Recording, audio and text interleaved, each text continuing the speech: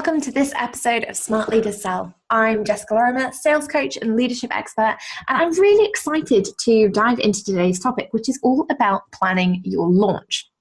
Now, before we dig into that, I'm conscious that we've just gone through one of the most epic launching periods in the sales calendar, which is obviously the Black Friday, and today is Cyber Monday, which I'm kind of excited about. I mean, in the UK, we don't tend to go in so much, or we never used to tend to go in so much for Black Friday, for Cyber Monday. It's kind of all a bit new here. And now we're at a stage where people get very excited about it. I get very excited about it because I love picking up technology deals, software, technology, business stuff. I'm like, yay, I get so excited that I might be able to pick something up for a really good price. And obviously I'm addicted to AppSumo, which is kind of like the Groupon for entrepreneurs. I think they actually use that as their tagline. So that isn't a cool phrase that I thought of. I'm pretty sure I've seen it on their marketing. But it's also an epic opportunity to watch people have great launches and also watch people who perhaps haven't really thought their launch through. Now, there's no reason that you have to have some kind of ridiculously planned launch. So you have to be thinking about launching for 3 months before you actually do anything. And then you implement it and it's kind of military precision. But as my dad used to say, and I'm pretty sure I've said this before, and I'm sure I'll say it again, fail to prepare, prepare to fail. And so today I really want to dig into why you should be thinking now at the very, very minimum about a December launch, and why you shouldn't be forgetting about December, because hey, it's one of the biggest opportunities for sales on the retail calendar for any business. I will stand firm by that. Having worked in 16 different industries, multiple different divisions, I can tell you that it really, really is a huge month for all businesses. However, comes with a caveat. It's a huge month for all businesses that prepare for it.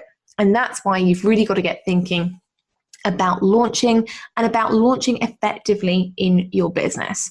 So let's start with that. The reality is that launches take work, okay? And that means that you've got to have a clear plan. You've got to have a clear strategy for success.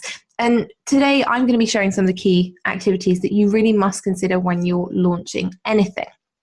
The first one of those, though, is to set goals. Okay. And I know it's scary because we all look at this and we all go, oh, but if I say I want 10 people or 20 people or 50 people or 100 people, what if I don't get them? I'll feel like I've failed. Well, the trouble is when you don't set goals for your launch, because it's not just all about revenue. It's not just about the number of people you get in. It's about the practical aspects too. It's about the amount of visibility your launch gets. It's about the amount of engagement that you get from your audience during this period of time. It's even about the amount of unsubscribes that you're getting from your email list, right? You should be aiming to have some, which might be surprising for people, because ultimately you want to be making sure that when you're launching, your launch is doing two things. One, it's making you money, and two, it's making sure that people who identify with your message are staying in your audience, and people who don't are leaving and finding their own path. Okay. Now, I'm sorry, there might be a few strange pauses today. I still have this cold, right? This cold from hell that seems to be dragging on. So my voice is still a little bit grotty, and I'm drinking water like a fiend. I'm beginning to think that my body is now not just like 95% water. It's the full on 100%. I'm basically mush. But let's kind of start with goals. So when you're setting out a launch, there are a few things you really want to be looking out for. You want to be looking out for ultimately how much money are you making, how many clients are you bringing in, how many people are unsubscribing from your list, and also you want to be tracking engagement.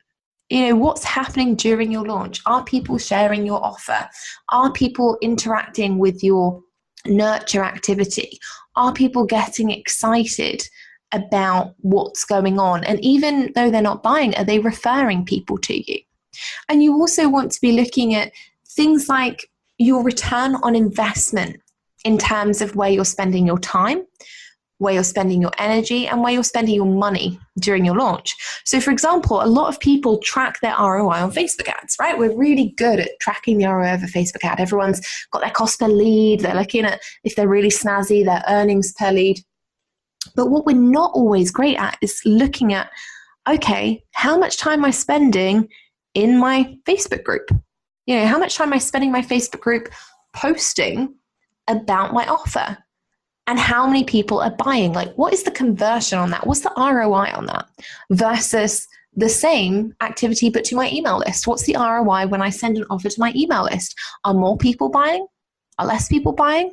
These are things that you really want to look at. When you're setting your goals, you want to also have a list of key KPIs. So those are key performance indicators. Now, we used to use these in corporate all the time, and some of them were pretty dull, like spend 20 hours a week on the phone. I kid you not. When you work in cold calling and any kind of sales role, you're going to be spending an awful lot of time on the phone talking to people who really don't want to talk to you. But they worked out, key performance indicator. If you spend 20 hours on the phone, you roughly are going to get the amount of clients that you need every single month to keep the business profitable and to keep you employed. And it's the same in your business. You want to be setting your own goals for your launch, but also your own key performance indicators. How many emails will you be sending out to get the maximum return? How many Facebook posts will you be putting out there? How much time will you be spending on Facebook Live or interacting and supporting your audience during this period of time? Those things are good to knows. They're good to knows because, again, when we come to the end of the launch, we can look at them, we can look at the ROI, we can look at the conversion, but also they're really good for managing your time. Because let's face it, like, who's been through a launch and got burnt out midway and just kind of been like, ugh, you know what, this is too hard. And either you've done what I do, which is spend half a day watching Netflix, drink roughly half a bottle of wine. Okay, we're friends, I can tell you, probably a bottle of wine, eat some chocolate, and then I come back the next day and I'm kind of like, okay. And maybe I'm not feeling it, but I'll still carry on, just tired and burnt out. Or you might be in the other camp who, when you get tired, you just drop it altogether. It's kind of like, I don't want to launch anymore. This is hard. It's painful. The highs and the lows are too much and I'm burnt out and fatigued. Most people will have experienced that at any one time. It's completely normal. The good news is, though, that when you set KPIs in your business, especially during launch time, okay, this week I'm going to spend 3 hours on Facebook Live, or this week I'm going to spend 2 hours interacting and supporting my audience during this launch period. It gives you some indicators and it gives you a schedule. And that's a really good thing because it stops you getting burnt out, it stops you getting tired, it stops you getting frustrated with your launch. And again, it gives you that trackable ability when we go back and look at how the launch actually performed. Now, when we're starting the launch, because let's face it, everybody thinks that the launch does start with the sale. When we actually say, hey, I have this thing. Here's the PayPal link, or here's the, ClickFunnels page, go buy it. Actually, though, your launch starts before that. And it usually starts with some kind of pre-launch process, okay? Now, that can be many different things. Some people use wait lists. Some people use teaser activities, competitions, giveaways.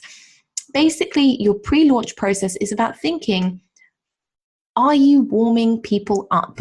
Are you warming your audience up to the fact that something good is coming, to the fact that you're going to be launching something? And are you getting them excited before that cart opens? If you're not, you might be missing a trick. And in fact, I'm going to tell you right now, you are missing a trick because everybody loves to know that something exciting is about to happen. Now, it doesn't matter how you hit the button, so to speak, on your cart opening, because ultimately the job of the launch is to get as many eyes on your offer as possible and help you convert them into clients. Now, if you just rock up one day and you perhaps don't have a large audience, or even if you have a large audience but it's not massively engaged, and you open the cart without anyone being prepared for it, they're not going to necessarily be bought in as quickly. It's a cold sell. Even though they know you, even though they might like you, they might trust you, it's a colder sell because they haven't been adequately warmed up. They're not prepared for you to sell them anything. And this is why key retail periods like Black Friday, like the Christmas sales that come up before Christmas, and then afterwards we have the post-Christmas sales, they warm shoppers up really well. Because before those periods of time, before we had Black Friday, lots of companies were already putting out adverts. Lots of people were already targeting on Facebook ads, on the television, in print, saying, hey, Black Friday's coming. What are you going to be doing? We're going to be offering something really special. Get on our email list, sign up to a wait list for a specific item or product. People make the most of it. And actually, your audience really loves to be warmed up. They love it when you tell them that something's coming. You don't necessarily have to tell them what it is. You don't have to go into the pricing or the details, but letting them into the secret, letting them know that something cool is coming, makes them feel included. And actually, it starts that buying process right then. It's putting the idea in their head that actually you're creating something that could solve a potential problem for them. And so they are more inclined to keep looking at you and what you are doing and keep an eye out for that exciting thing that's coming. Now, the second thing that we need to look at is the way that you open the doors, okay? The way that you open the doors to your launch is going to be very dependent on who you are as a seller. So if you haven't listened to the episode yet on the types of sales psychology out there and what kind of seller and buyer you might be, go and have a little listen to that, and check out that episode so that you can start identifying sales activities that are going to be good for you in terms of feeling really good for you and therefore feeling really good for your audience, because not everybody sells or buys in the same way. For example, I usually run challenges. I love challenges for opening the cart to new products or services in my business.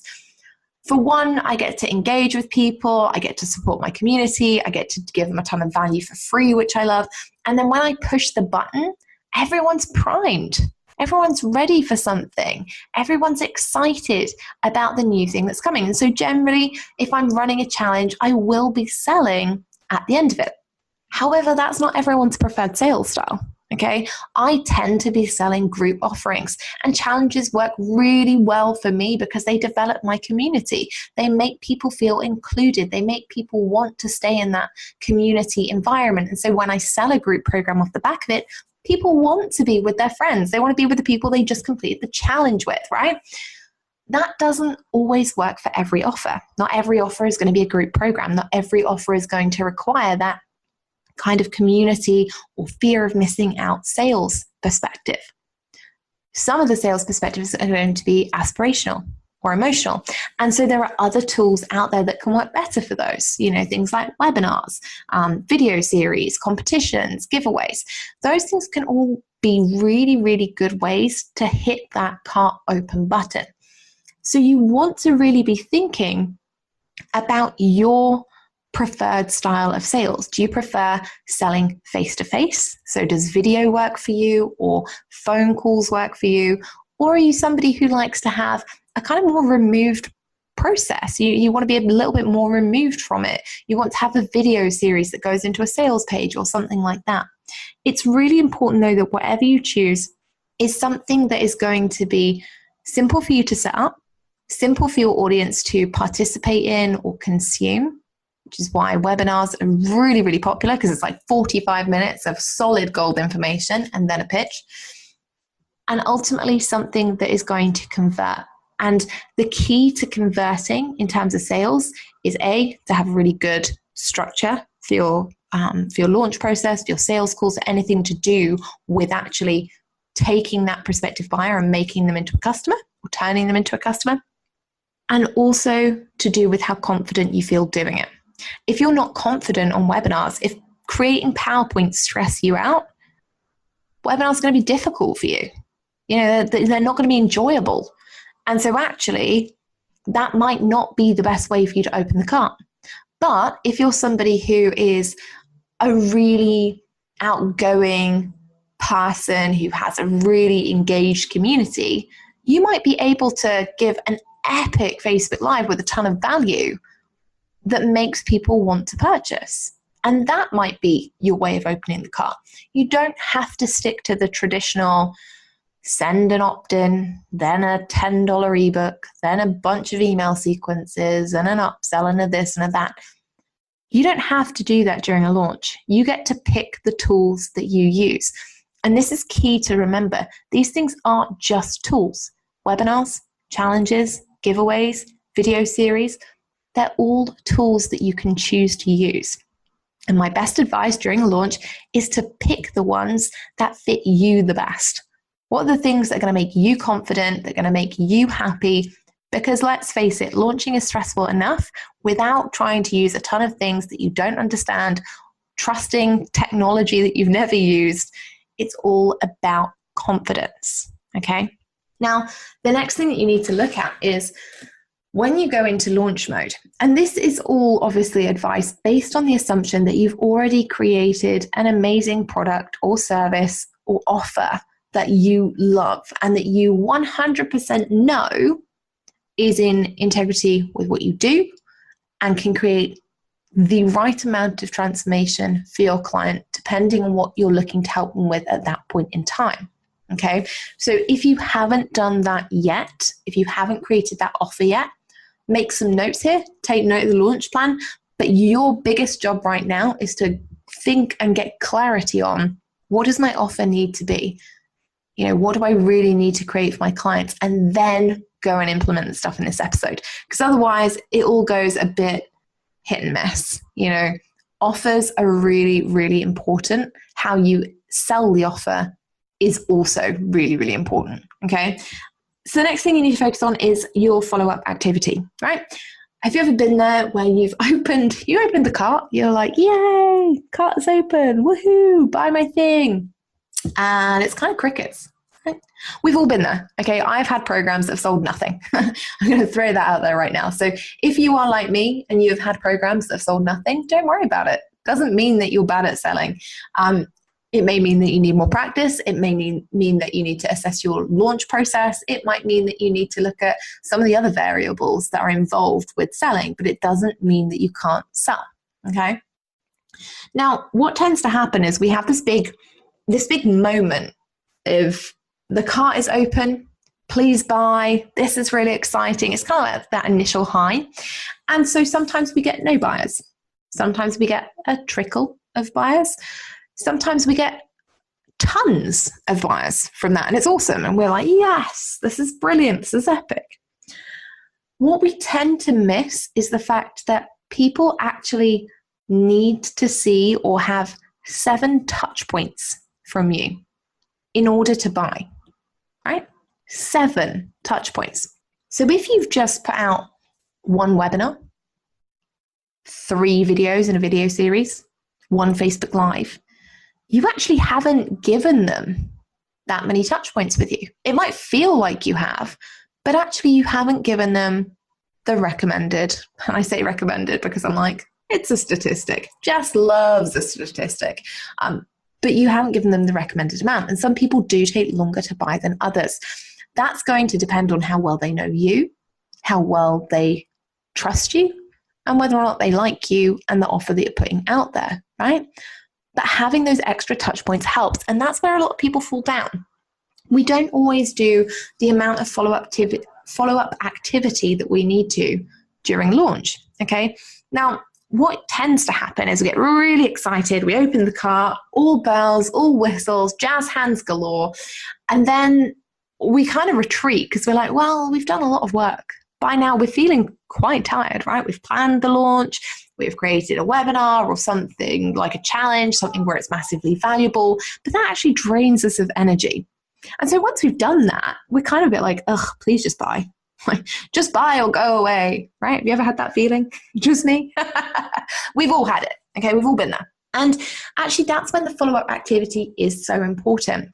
And this is where I think sometimes we get a little bit stuck as entrepreneurs because nobody's really sure on the right amount of follow-up activity or how to do it. And again, it's because there is no one way, right? There's no one way that you can be successful. Different launches have different requirements. Different ideal clients have different requirements. Different products, services, or programs that you're selling will have different requirements. But again, it's about when you're looking at your launch, when you're planning it out, it's thinking about these things and saying, okay, the way that I'm going to sell a premium one-on-one service is going to be very different to how I sell an ebook.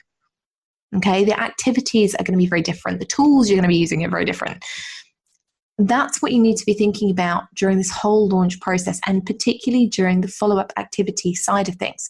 Because follow-up activities can be as simple as social media outreach, like reaching out to people in your Facebook group. If this is a one-on-one service that you're opening the doors for, and you're like, oh, Amy over there, she's been asking questions about this for weeks, I might just pop her a message and be like, hey, Amy, I created this offer. I don't know whether you've seen it yet, but I'm not giving you the hard sell. I just thought it might be something you'd want to cast an eye over because it seems like it'd be really helpful to you right now. Okay, your follow-up activity can be that simple. It can also realm into the slightly more complicated or slightly more automated side of things. I love webinars, right? Love a webinar. Love video, hate creating slides, but, luckily can create very basic ones with minimal effort. And I love the interaction that you get on a Q&A. After I've pitched on a webinar, I also love the fact that I can have an automated email sequence running. This is so awkward. I'm like, oh dear, everyone who's listening has probably been to one of my webinars. I'm so sorry. When you've opened one of those emails, I have written them the week before the webinar. They are going out automated. I'm not sending them hitting send on them every day. But I have really thought about what goes into them. And it's one of the reasons that follow-up email sequences in my business play a really important part, because they can be automated. And you don't have to try and hide it. I don't. I don't usually tell people publicly, but hey, you're listening to the podcast. It's like we're buddies, right? I can share this with you.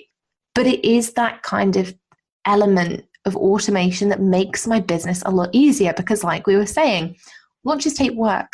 They take time, energy, and you can get fatigued really, really easily. And so having that element of automation, having that 5 to 7 day email sequence that takes people through the touch points, that takes people through any initial objections they might be having, any fears they might be having about purchasing, any tips and techniques about how they can best use the program or product to their advantage, talking to their desires, sharing testimonials or case studies. Those can really help people make an empowered decision. Now, it doesn't mean it's the only way to sell. And it certainly doesn't mean that those emails are designed to push somebody into buying from me. A lot of those times, all of those times, those emails for me are designed to help people decide whether or not they want to buy, whether or not this is the right thing for them. Okay? A launch process is designed to empower people to make the right decision. Do they need this? Do they not? Because even if they don't buy this time, they might buy next time. And actually, your launch process will also polarize people. Depending on what you're saying, depending on how you're selling, depending on your messaging, people will be deciding whether or not they like you, whether or not you're somebody they want to follow long term. And it can really help you weed people out as well. So when you're thinking about these follow-up activities, don't be afraid to get into people's inboxes, right? They're on your email list, they're on wait lists, they've signed up for your webinar or your challenge or your chatbot or whatever. They want to hear from you and they want to be given the option to purchase from you. Just be sensible with it and remember that people also want to be offered choice. Okay, they want to be offered the opportunity to remove themselves from your launch list. Okay, so you can segment them out. And they also want to be offered the opportunity to unsubscribe. Nobody wants to be stuck with a chatbot that every single day pops up with some mega long message that you've never asked for and there's no opportunity to unsubscribe. That absolutely defeats the point of chatbots and also removes the person's choice system. Okay, and when you do that, when you force people into a corner, they're not going to buy because they're just going to be hacked off that you're forcing them to listen, watch, read something that they don't want to see every day. Okay, So make sure with your follow-up activity, whether you're doing proactive outreach, whether you are using an automated email sequence, whether you're using regular Facebook Lives in your group to promote it, Facebook posts, emails, broadcast emails, promotional emails, chatbot promotional emails. It doesn't matter what you're using to promote it, to follow up your initial launch sequence. You need to be consistent, you need to be structured, and everything needs to give your audience the choice to buy, the choice to not buy, and the choice to leave your community. The penultimate part to launching is that ultimately we do have those people in our communities who are fence sitters. Okay, I can be a fence sitter, right? I love buying things. I would say that I'm massively like a fear of missing out buyer. So I will watch countdown timers avidly. But I can also be a fence sitter. If I don't know somebody that well, if this is my first experience buying from them, I can be that person who's kind of like, oh, should I? Shouldn't I? Maybe yes, maybe no. Oh, I don't know. Oh, because buying it's a big decision. If you're making a big investment, sometimes even if you're making a small investment, it can be a big decision because who you buy from says a lot about who you are. You know, the products that you're buying say a lot about where you're taking your business, or where you're taking your fitness or health or life, relationships. So buying is a big decision for people, and it is normal to have these people who will sit on the fence till the end. They're not sure whether they're in or they're out yet.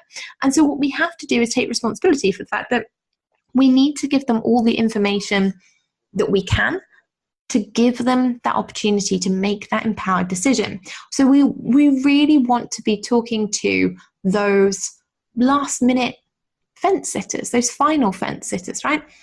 Now, this is about using your final reasons of urgency.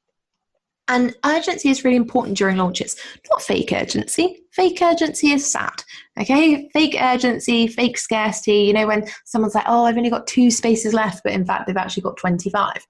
It's not cool, okay? And when your audience finds out about it, which they will, because if they buy it, they'll know. And if they don't buy it, then they'll see somebody else who's bought it and knows.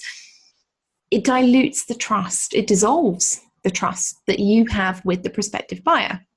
So when we're talking about urgency, it's not about false urgency.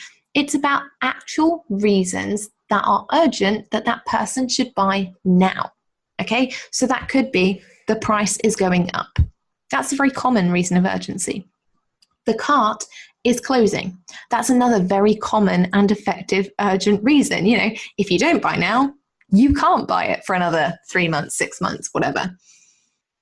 Removal of bonuses. You know, removing any exclusive bonuses, that can be a really good way to get final fence sitters in. But don't discount the power of your message or story, okay?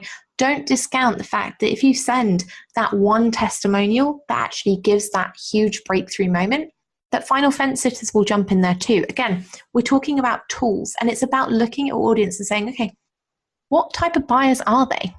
What makes them buy? Are they the person who sits and watches the countdown? Or are they the person who likes to hear the story of why? The story of Joe, who was super successful because they had XYZ breakthrough moment, and that helped them transform their life, business, wealth, health, relationships in some way that they want to change that element of their life. Okay? Don't discount simple things, because launching in itself does not have to be difficult. You don't have to have complex or lengthy launches. The things that we're discussing today can be done in 2 weeks, 4 weeks, 6 weeks. It depends, the success of it will depend on how engaged your audience is, how large your audience is, and ultimately how confident you are with all of these pieces and selling. Okay? Now, the final thing that I want to talk about, because this, let's face it, this podcast, I could go into each of these and I could get right down to the nitty-gritty and we'd be here for hours. But the final piece I want to touch on before we summarize is something that people tend not to do. It's the bit that people forget, which is what I call the double Ds. And I literally can't say it with a straight face because I just know that when Scott is producing this episode later, he's going to be like, double D's, is she going to start talking about boobs? Like, what? We're talking about launching, Jess. But the double D's are the bits that people often forget during launch time, okay? And they occur after the cart has closed. So after you've gone through the launch button, you've hit the cart open, you've followed up with everybody, you have made sure that you've got the reasons of urgency in there and you've collected those final fence sitters and helped them become a yes or a no. Now the double D's come into play. Debrief and deliver. Okay. And these are honestly some of the most important activities you need to do during your launch. Okay. You need to go, right, launch is officially stopped in terms of the cart being closed, but how well did I actually do? You need to look at that debrief. You need to look at what worked well, what didn't. Go back to your KPIs that you initially set, those key performance indicators. Did you meet them? Did you exceed them? Did you not hit them? And as a result, what do your sales look like? What does your brand visibility look like? What kind of engagement did you get? Okay? Because those things are important. And when we do a thorough debrief, when we look at that return on investment of time, energy, money, it actually helps us for those next launches, the future ones. So Facebook Lives worked really well in this launch as a touch point, as a follow-up activity to get people buying. Great. Let's put that in the next launch, right? Let's do that. If your audience love it, stick with it. If a ton of people unsubscribe from your emails and everyone said, ugh, just too much in my inbox, maybe next time you need to dial that down. Okay, the debrief is really important. It's important because you need to know what to dial up, what to dial down, what to keep the same, and what to remove entirely. Because no launch is ever going to be perfect, okay? And then the second D is deliver. Now, how irritating is it when you buy something, you have all these high expectations because you've just been through a launch, right? You've followed the person, you're so excited to hand over all your money, and then the onboarding process and the delivery sucks, right? You just kind of, you're like, oh, I'm disappointed. Oh, I feel gross. It makes your customer feel bad. When your delivery is not on point, when your onboarding process is not smooth, when you have no way of welcoming people in, or you don't send them emails and let them know what steps they need to take or how they need to set up their logins or whatever it is that you want them to do, it makes them feel unwanted. And it makes them feel like actually they handed over their money for this really cool, shiny object, unicorn product that's going to make them millions, get the relationship of their dreams. And they bought it, and as soon as they bought it, you stopped caring. You made it clunky. The onboarding process wasn't great. They start to feel resentful. They might ask for refunds. They might not bother consuming the content or implementing it because actually the process didn't feel good. They stopped feeling excited and motivated and inspired. And part of the job of your launch and part of the kind of stopping of your launch is to make sure that your customer is still in that excited, happy, motivated, and inspired phase. Because if they hand over their money and then they're not, right, because something's gone wrong, you're going to have problems. Either they won't consume, they won't implement, they'll ask for a refund, they'll tell other people that it hasn't been up to standard. And so it doesn't matter from that point on what you do, they'll still have that little niggling down the back of their head that said, oh yeah, but I just didn't really feel it. And it's going to take you a long time and a lot of energy to recoup that feeling they had of excitement and trust and motivation. Okay. So those are the steps to launching. Planning your launching effectively, making sure that you set goals, making sure that you have key performance indicators to stop yourself burning out, and then making sure that you actually run the launch in a way that suits you. You can use any of the tools that we've discussed for your initial launch activity. You can choose any different method of following up. You can use any reasons of urgency, caveat with integrity, that you want in order to get those final fence sitters And you can use any way of debriefing that you want to, whiteboard, spreadsheet, whatever that looks like for you. And you can deliver in the best way for you. Automated delivery, manual, it doesn't matter as long as your customer feels amazing. But the point is, having a process is key. Knowing what steps you're going to take and when is really, really useful. It stops you getting burnt out, stops you getting tired and frustrated, and more importantly, it makes you money. So if you take nothing away from this episode today except the fact that a properly planned launch is going to help you make a ton of profit, all the P's, please make sure that it is something that you plan effectively, that you don't just do because everyone else is doing, that you take the time to warm up your audience, make them feel great, launch effectively, and make a ton of money. And most importantly, create a launch process that gives you happy customers that want to return time and time again. If you've enjoyed this episode, which I hope you've had because I've had a blast, please make sure that you hit that subscribe button so you don't miss any other episodes. Make sure that you leave us a review and let us know how you're getting on with the podcast, whether you're enjoying it, what you're enjoying, what feedback you have, what could I be doing better, or any questions that you have that you'd like to see answered on the podcast. Make sure you email me, jessica@jessicalormer.com. And obviously, if you are somebody who is really involved and excited about sales and learning more sales tactics and techniques, please make sure you go ahead and join my free Facebook group, the Smart Leaders Sales Society.